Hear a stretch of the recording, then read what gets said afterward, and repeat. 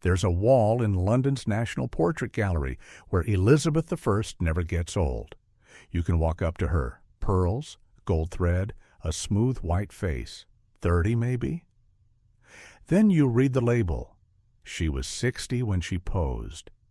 Now, that gap is not flattery. That gap is policy, and the paperwork behind it still exists. So this is a story about a missing face, not a missing person, England's best documented woman. Somebody organized the removal. December 6th, 1563. Westminster. William Cecil, the Queen's Secretary of State, is drafting a proclamation, his own handwriting. It survives in the state papers, and the subject isn't treason. It isn't war. It's portraits. Elizabeth Tudor is 30, 5 years crowned, one smallpox scare from a grave, and from this desk on, her face stops being hers. Growing old is about to become something a queen may not do in public. So here's where tonight goes: how a state builds an official face and deletes the competition, how close the deletion came to perfect, and where the real face survived anyway. One unfinished sketch, 2 foreigners' notebooks, and a marble surprise in Westminster Abbey. The gallery wall is the version her government built. Tonight, you get the version that got away. Let's set the stage, because the stakes here go way past vanity. England in 1563 runs on painted faces. There's no photography, no printed news pictures. If you're a queen, a portrait is how you exist in places you'll never visit. It hangs in a merchant's hall, a college, a foreign court. And it does your standing around for you. It negotiates your marriages. It holds people loyal after a religious earthquake. There is no other way to be seen everywhere at once. And England's system has a problem, a quality problem. Provincial workshops are churning out Elizabeths with crooked features and dead eyes, cheap boards, copies of copies of copies. Cecil's draft actually calls the results apparently deformed. It complains that no image so far has sufficiently expressed the natural representation of Her Majesty's person. In plain English, the country is full of bad Elizabeths, and bad Elizabeths are bad government.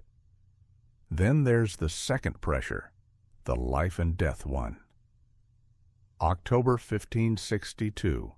Smallpox nearly kills her. No husband, no child, no name heir. If she dies, nobody knows what happens to the crown. So the state grabs the one body it has and holds on. Her health becomes a state matter. Her marriage prospects become a state matter. Her face, the thing a foreign prince judges before he signs anything, becomes a state matter. And this traffic runs both ways. The marriage market of the 1560s literally runs on paint. Elizabeth sends her own court painter, Stephen van der Meulen, all the way to Sweden to paint her suitor, King Eric, and bring the face home for inspection.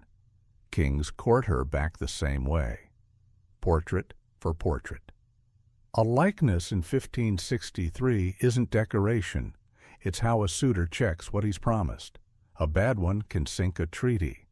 So what's Cecil's fix? Honestly, it reads like something from our century. Lock a master file. One approved likeness, taken from life, checked at the top. Everyone else copies the approved copy. Nothing unauthorized ships. The draft even wants a freeze on all new portraits until that approved pattern exists. And here's the detail that matters. The proclamation was never issued. Never. It stayed a draft, corrected, filed, kept. But it tells you what they wanted in the Secretary of State's own hand 5 years into the reign. One queen, one face, one authorized version, which leaves them with a mechanical problem. How do you copy a face at scale when the woman herself barely sits for anyone? The answer is called the pattern system. And you'll want to see how this works, because this is the machine that ends up eating her face. Here's the workflow. Elizabeth sits for an artist, rarely and on her terms. Out of that sitting comes a face pattern, a drawing, a template of her features. And the pattern, not the painting, is the valuable thing. Workshops borrow it. They trace it. They build entire paintings around it. Different gown, different jewels, different background. Same traced face underneath. That's why the gallery Elizabeths all repeat. One sitting could feed a decade of production. From the mid-1570s, one particular pattern, taken from the portrait we now call the Darnley, starts circulating from studio to studio. The historian John Guy tracked this trade, and he says it spread widely, presumably for a price. Her face is now a product that travels without her. Then, 1581, the machine gets a desk. George Gower is appointed sergeant painter, and part of his job, right there in the records, is inspecting other artists' portraits of the Queen before they go out. 3 years later, a patent gets drafted, never signed, just like the proclamation, that would hand Gower control over every painted portrait of the Queen, with Nicholas Hilliard, her miniaturist, covering the engravings. Approval before publication. One gate, one gatekeeper, and the gatekeeper owns a paintbrush. And then, 1596, the machine shows its teeth. The Privy Council, the Queen's executive committee, sends an order out to public officers across the country. Their job, help the sergeant painter track down portraits of the Queen judged unseemly. The council's own minutes say these pictures caused her great offense. Anything offending gets defaced. Anything new needs approval first. And it's worth a second on what that means at street level. An officer walks into a shop, a hall, a printer's stall. He looks up at a painted Queen, and right there, on the spot, he decides whether that face is legal. This isn't a memo. This is enforcement. Officers, searches, fires. And it's worth tracking how far the thing has spread by now. First, its scale, a whole country full of copied queens hanging in halls and shops. Then, its complicity. Workshops sanding down faces on their own before anyone asks, because they know what sells and what gets seized. And then it's the quietest stage of all, normality. In the council's minutes, hunting down paintings of an aging woman reads like routine business.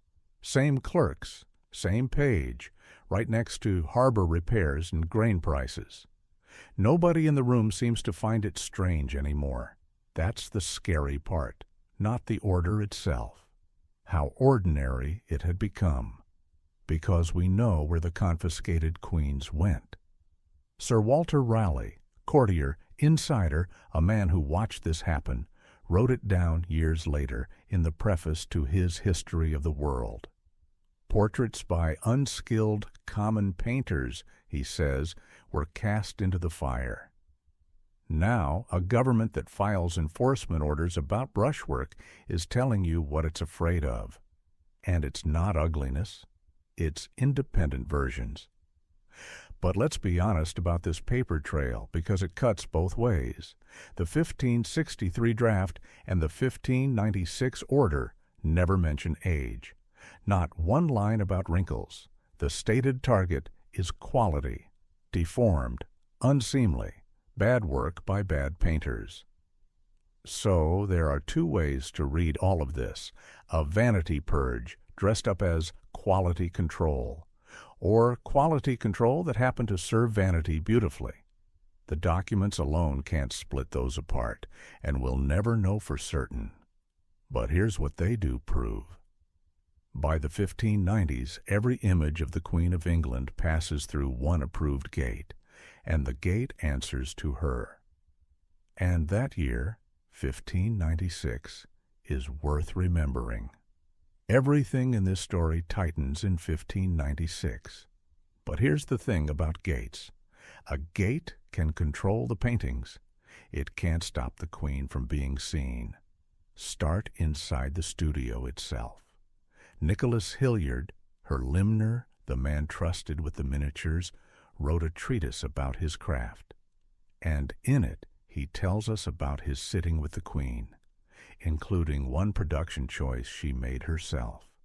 She sat in the open light of a garden walk, away from the trees, so no shadow would touch her face.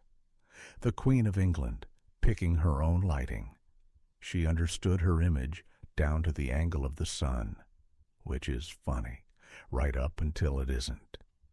The person being erased was helping to run the eraser.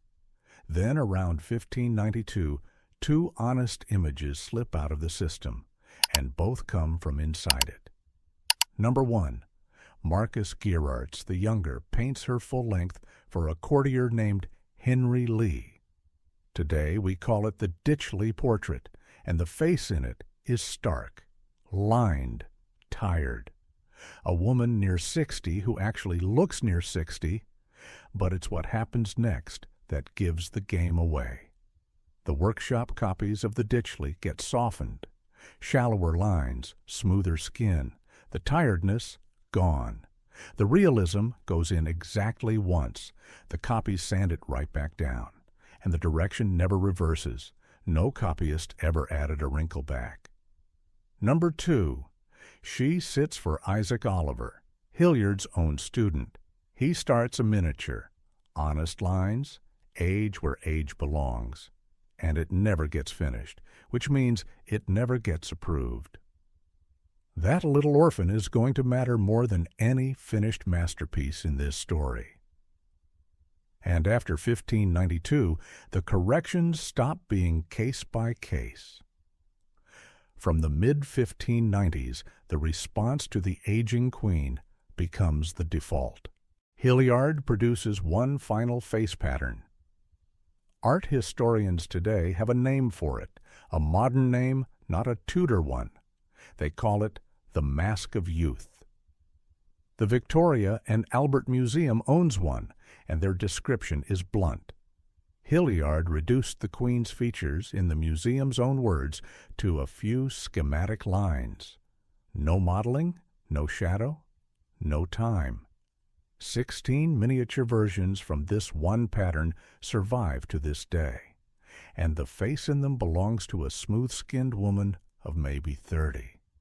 The woman actually holding still for them was around 60. And somewhere in that sitting, there's something genuinely sad. She's in the room, watching a young stranger's face get painted over her own. And she's the one who ordered it. One pattern, 2 decades, erased, copied and recopied, worn on chains at court, pinned on as loyalty badges. A face running backward while its owner runs out of time. So, how old is a queen allowed to be? In paint, after the mid-1590s, the answer is 30 forever. And here's the part that lands strangest today. You know this face. You've seen it your whole life. It's the Elizabeth on the postcards, the book covers, the classroom wall. The mask didn't just win her century. It won yours. But paint was never the whole record, and in the winter of 1597, the mask runs into its limit, a Frenchman with a diplomatic passport and a diary. His name is André Hurault de Maisse, ambassador of Henri IV of France in London to talk war and peace. He keeps a journal written for Paris, not for London. The sergeant painter's desk has no reach into that notebook. None. De Maisse gets what no English painter dares to use, the real woman at close range, audience after audience, for weeks. And he writes down what no English painting is allowed to show. Her face, long and thin, her teeth, yellowed, decayed. He logs the damage the way an envoy logs anything. as information his king can use. And then, in the same diary, with the same pen, he writes the other half. Her figure's fair and tall and graceful in whatever she does.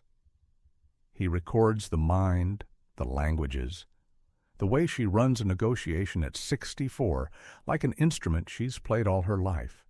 Decay and majesty on one page.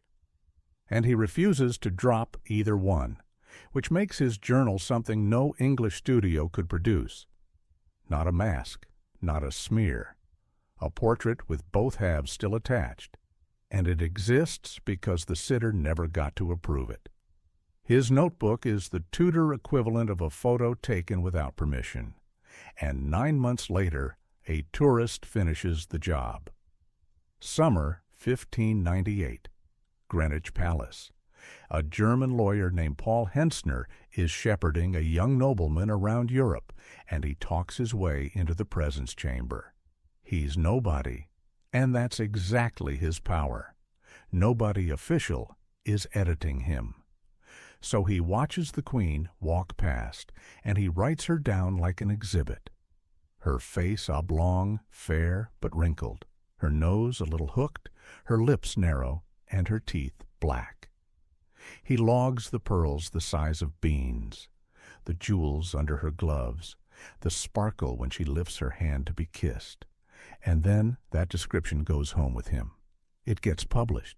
It travels, in print, in Latin, across a continent, past every English officer, past every desk, past every fire. Because paint can be seized, paint is one object in one room. A printed book is a swarm. You confiscate one copy, nothing changes. The face the paintings kept deleting now lives in a medium the machine was never built to fight. And on the English side, there's a gap.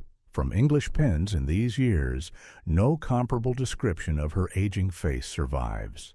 Not because Englishmen had no eyes. Because the people licensed to describe the Queen were the people the Queen licensed. Courtiers wrote compliments or wrote nothing. Painters painted the pattern or lost the commission. The record you'd actually want, an English insider telling the plain truth about her face, was never safe to create. That blank in the archive isn't laziness. That's the machine working. So by 1600, the end game looks decided. The Queen ages. The image doesn't. Court painting hands her a woman pushing 70, the skin of a bride. The rainbow portrait, around 1600, radiant, unlined, dressed in symbols of eternal spring. The gap between the woman and the picture is now 4 decades wide, and nobody at court says so out loud. The mask keeps stamping out miniatures. The desk keeps approving. The fires have handled the rest. March 24th, 1603. Richmond Palace. In the small hours of the morning, Elizabeth dies, 69 years old, 44 years on the throne, and now the state performs its masterpiece. The funeral, April 28th, Westminster, and writing on top of the coffin, a full-length effigy, a wooden queen, painted, crowned, scepter in hand, built to look alive. The chronicler John Stowe is standing in that crowd, and he describes streets packed, windows packed, rooftops packed. Then he records what the sight of that wooden queen does to the city. Such a general sighing, groaning, and weeping as the like hath not been seen or known in the memory of man. And that moment deserves a slow second look. England's great public goodbye was addressed to an image. The last face her people ever wept over was a painted, approved object, riding on a box. The woman was inside the box. If you had stood in that street, you would have mourned the mask. And there's real grief in that, and real horror, too. A whole city crying its heart out at a puppet, because the puppet was the only version of her they'd ever been shown. And the mask outlives her. The smooth miniatures sail into a new reign, a new dynasty, a new century. On the record, the erasure holds, except the fire missed three things. The first one is small enough to close your hand around. Isaac Oliver's miniature, the honest one, from around 1592, survives. And it survives for the exact reason it never hung anywhere. It was never finished, so it was never approved, never issued, never worth hunting. It just stays in the workshop world, a working object, a pattern. And then the engravers find it. William Rogers cuts a plate from Oliver's drawing. Later, Crispin van de Pas builds another engraving on the same pattern. The lined face goes into print, and print multiplies. You can burn a painting, you can't burn an edition. The second survivor is paper. Hentzner's travel book is out in the world. De Maisse's journal sits safely filed in France. 2 prose portraits taken from life, unretouched. And today, when historians describe the real face of the old queen, these offshore records are what they stand on. And the third survivor is the strangest one of all, because the state itself commissions it. Westminster Abbey. James, the new king, orders a tomb monument for his predecessor. A sculptor named Maximilian Colt carves it, white marble, crown, and scepter. And the face on that tomb is not the mask. It carries lines, hollows, years. The Abbey's own account says it straight out. The effigy resembles the portraits of Elizabeth in old age, in stone, over her body, paid for by the crown. The first official Elizabeth allowed to look her age, carved at the first moment she can no longer refuse. And then, years into the new reign, experts date it anywhere from about 1610 to the 1620s. A strange allegorical painting surfaces. It hangs today at Corsham Court, and it shows Elizabeth in old age. She sits there, weary, head propped on one hand. Father Time is dozing at her side. Death is looking over her shoulder. Every rule of the mask turned inside out on a single panel and painted at the exact moment in history when no council on earth could seize it. Time files the report her government spent 40 years suppressing. It just waits until she's gone. The fates, quickly. George Gower, the man behind the approving desk, dies in 1596, the same year the council hands his office its search powers. William Cecil, who drafted the first control back in 1563, dies in 1598, with the machine still running. Nicholas Hilliard, maker of the mask, carries his brush into King James's service and dies in 1619. Isaac Oliver dies in 1617 and leaves his unfinished works to his son.